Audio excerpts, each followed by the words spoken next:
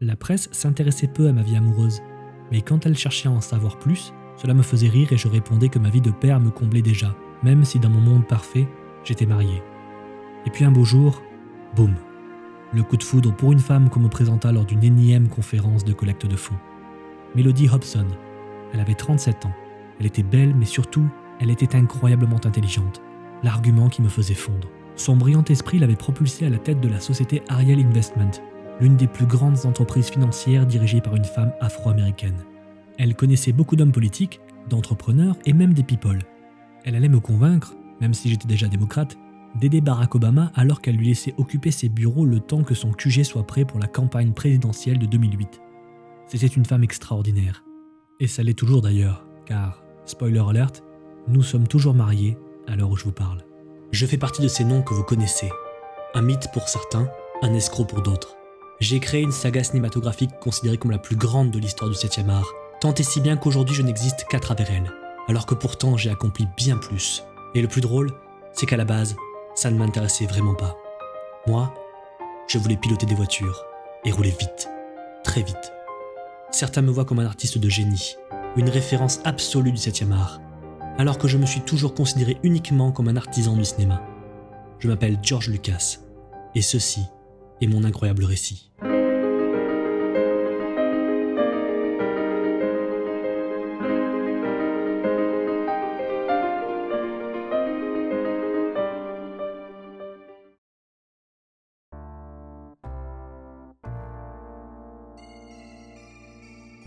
Pour l'heure, en juin 2005, j'inaugurais le Letterman Digital Art Center, un complexe que j'avais fait bâtir sur un point de site historique de San Francisco. J'y mettais toutes mes sociétés et adjoignais quelques ornements et décorations, dont un gigantesque bloc de carbonite comme celui qui enferma Han Solo, sauf que pour marquer mon sens de l'humour, c'était Jar Jar Binks qui était congelé. J'en avais fini avec les films Star Wars, mais pas forcément avec l'univers Star Wars. Si les nombreux ouvrages littéraires sortaient sur le sujet, j'étais le seul à décider quelle histoire était canon, c'est-à-dire officielle dans la chronologie de l'univers, et quelle histoire ne l'était pas. J'avais également pour projet de créer et produire 2 séries télé sur le sujet. Pourquoi investir 200 millions de dollars sur un film quand je peux produire des dizaines de produits télé pour le même prix ? J'en étais persuadé.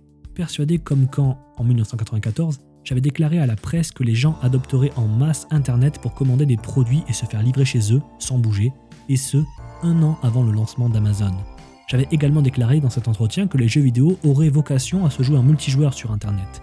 Les joueurs se connecteraient et joueraient en se voyant en direct, et ce, à une époque où la connexion Internet était horriblement longue. Eh bien, en 2005, j'étais persuadé que l'avenir se situait dans la vidéo à la demande et le téléchargement. J'imaginais même qu'un jour, un service allait apparaître où on paierait pour avoir accès à une immense base de données de films et de séries télé. Et l'avenir me donnera raison. J'avais donc tout intérêt à suivre mon instinct et orienter mes idées de Star Wars sur la télévision. La première série, Star Wars Underworld, basée sur des criminels de l'espace entre l'épisode 3 et 4, ne verra malheureusement jamais le jour. La seconde, elle, était une série animée se déroulant entre l'épisode 2 et 3. J'aimais cette idée, car l'univers était connu et pourtant il y avait encore tant à raconter sur cette période.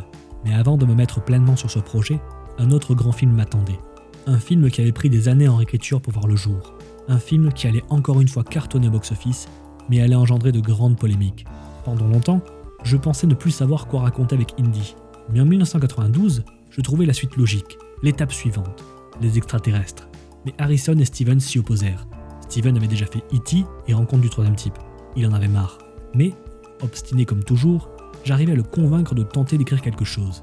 En 1996, nous avions enfin un script qui nous plaisait et étions même prêts à lancer la production. Mais Independence Day sortit et nous coupa l'herbe sous le pied. En 2000, alors qu'Harrison recevait son Life Achievement Award, il me demanda où en était Indy 4. Nous reprîmes les discussions et je reprenais le travail en même temps que j'écrivais l'Attaque des clones. Commença alors un défilé de scénaristes tous plus brillants les uns que les autres, dont l'illustre Frank Darabont, qui avait entre autres écrit Les Évadés et La Ligne verte. Sa version plut énormément à Harrison et Steven, mais n'arriva pas à me convaincre. 1 an plus tard, Jeff Nathanson, auteur d'Arrête-moi si tu peux, posa sa pierre à l'édifice, puis David Koepp qui avait écrit 2 Jurassic Park et Mission Impossible le film. Le script était mieux, mais pas encore parfait. J'ai apporté quelques modifications et en juillet 2006, 12 ans après le début de l'écriture, j'obtenais enfin ce que je voulais. La production pouvait commencer. Malheureusement, Sean Connery refusait de sortir de sa retraite pour le film, mais Harrison et Karen Allen rempilèrent. Steven repassa derrière la caméra et je le laissais gérer comme il le voulait. Il ne voulait pas tourner en numérique, mais en décor naturel. Pour lui, c'était une récréation. Après les sombres Munich et la guerre des mondes, Indy était une bouffée de fun. Nous savions tout de même que l'attente était grande et que la déception serait forcément de taille. Mais la nostalgie du personnage l'emporta et le film cartonna au cinéma à sa sortie.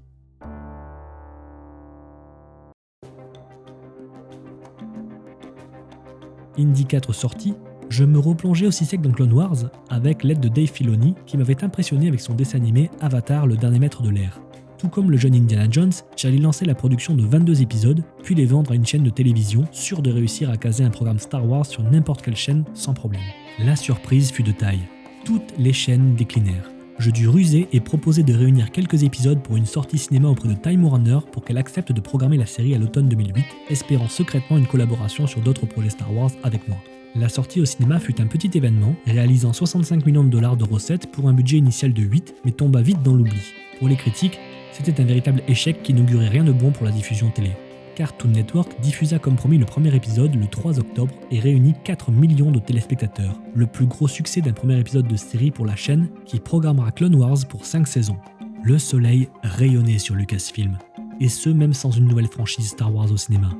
La division jeux vidéo cartonnait avec de nouveaux jeux Star Wars plus appréciés les uns que les autres, ILM continuait de régner en maître sur les effets visuels et ce malgré la concurrence en participant à de grands films tels qu'Iron Man, Harry Potter, Pirates des Caraïbes ou encore Avatar en 2010. Les films Star Wars, eux, sortaient en Blu-ray, non sans quelques habituelles modifications supplémentaires qui eurent le don de crisper les fans. Nous étions alors en 2011 et je commençais à m'ennuyer.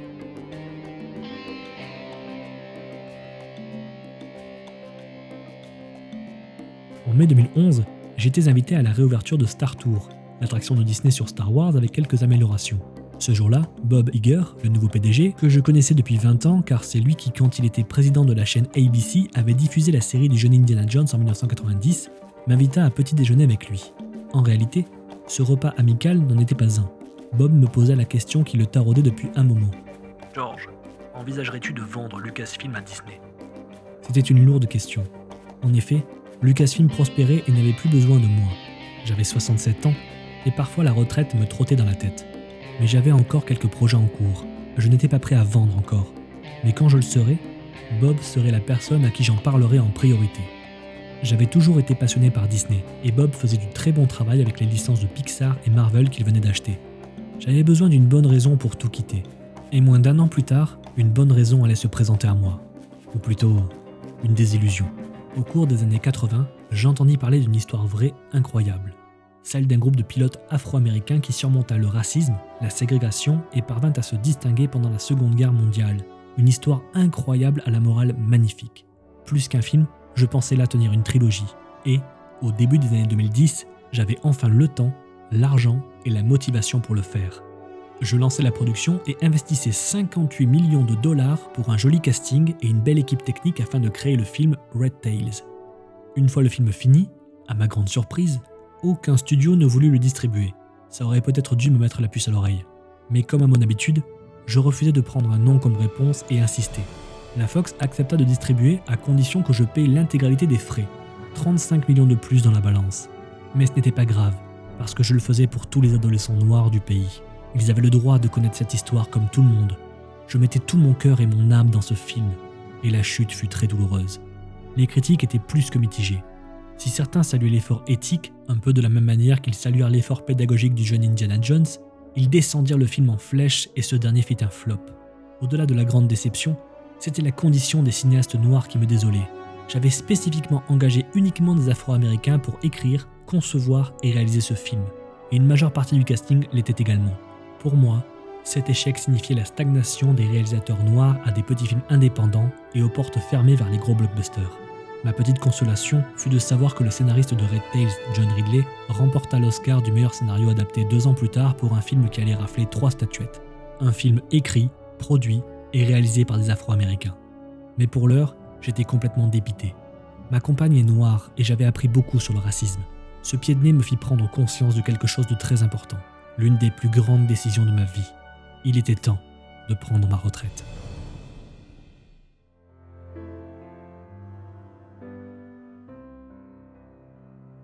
Je n'avais qu'un seul nom en tête pour prendre ma succession à Lucasfilm. Kathleen Kennedy avait produit pour moi les 4 Indiana Jones et de nombreux grands films.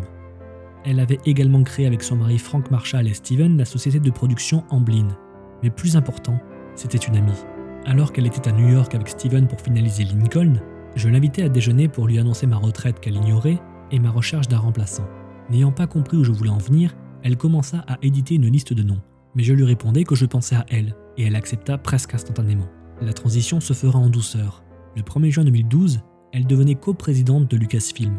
Il fallait s'assurer que la firme pourrait vivre sans moi, et pour ce faire, il fallait la rendre plus attirante. Kathleen proposa alors ce que je ne voulais pas forcément entendre, mais qui était probablement le meilleur moyen de pérenniser Lucasfilm pour les années à venir sans moi, une nouvelle trilogie Star Wars.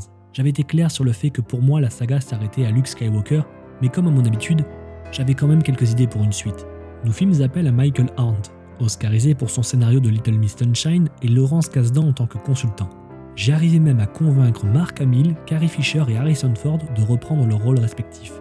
J'avais également un autre projet que j'annonçais à Kathleen, vendre Lucasfilm à Disney, mais selon mes termes. Je relançais Bob Iger un peu plus d'1 an après notre première discussion sur le sujet et lui proposais un deal. Disney pourrait racheter Lucasfilm, à condition de conserver l'ensemble de l'équipe à son poste et de me laisser le contrôle absolu de Star Wars. Mais Bob ne céda pas. Il était prêt à me confier la même autonomie limitée dont bénéficiaient Marvel et Pixar et ainsi ne pas toucher à l'entreprise, mais Disney aurait le dernier mot sur Star Wars. Une torture pour moi, qui m'étais battu toute ma vie pour le contrôle et pour ne plus être à la solde des studios. Mais il était temps de lâcher prise, pour qu'une nouvelle génération puisse découvrir Star Wars. J'obtenais quand même un petit compromis. Disney devrait se baser sur les notes que j'avais écrites pour cette nouvelle trilogie. Et je voulais cet accord signé avant de montrer la moindre ligne. Bob accepta. Du moins, je le pensais. La vérité, c'est que j'étais tiraillé. Un jour je voulais vendre, le lendemain non.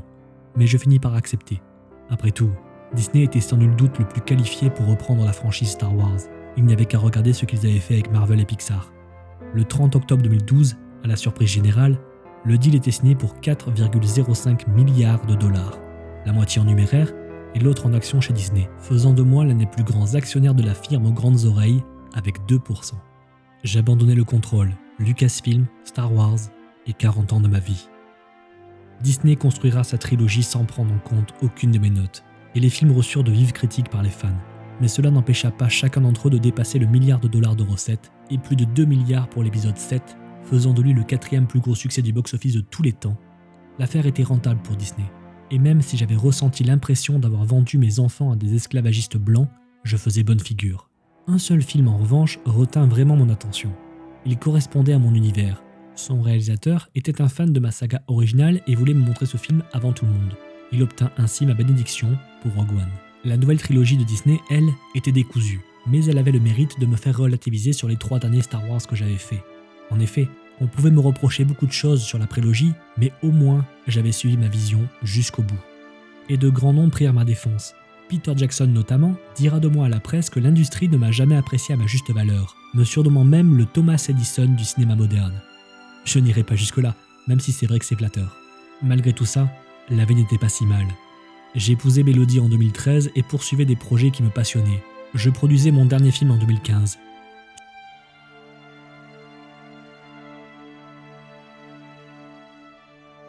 Aujourd'hui, j'écoule des jours paisibles avec ma femme, mes 3 enfants adoptifs et mon 4e enfant, le premier biologique grâce à une mère porteuse. J'ai mis de longues années à comprendre, mais la vie, la vraie vie, elle est là, dans la famille. Fils d'un directeur de papeterie dans la petite ville de Modesto destiné à reprendre l'affaire familiale, j'ai tout plaqué pour vivre ma passion. J'ai donné 50 ans de ma vie pour créer mon univers, mon empire. J'ai contribué du mieux que j'ai pu à l'évolution du cinéma, tant du point de vue technique qu'artistique. J'ai créé 2 des plus grandes sagas de l'histoire. J'ai fait changer la vision du cinéma, la création de films et la manière de les faire. Si aujourd'hui, des réalisateurs peuvent travailler librement et développer leur art, c'est parce que des créatifs comme Francis, Martin, Steven, John et moi ont ouvert le chemin. Mais l'explosion des produits dérivés, des suites à succès, du contrôle au détriment des studios, de la formidable avancée technologique et du numérique, c'est en grande partie grâce à moi. J'ai participé à la révolution du cinéma avec les moyens du bord, mais surtout avec beaucoup d'efforts, d'audace et d'ambition. J'ai tout donné pour mon art, au risque de tout perdre à chaque fois. Et c'est pour ça que quand la presse me demande quelle inscription j'aimerais voir sur ma nécrologie, la réponse est évidente pour moi. J'ai essayé.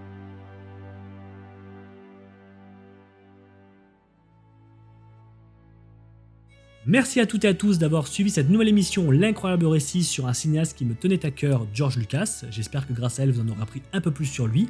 Je tiens à remercier particulièrement Élise qui s'est occupée de tout ce qui est générique et motion design. Salut. Salut, voilà, c'est un peu grâce à elle que vous avez pu voir des animations 2D pendant les vidéos. Si jamais vous avez un cinéaste à me suggérer, faites-le en commentaire, je le traiterai peut-être sur un prochain numéro de l'incroyable récit. Et bien entendu, comme d'habitude, commentez, likez, partagez, abonnez-vous, activez la cloche, et nous on se retrouve très bientôt pour une prochaine vidéo. Salut!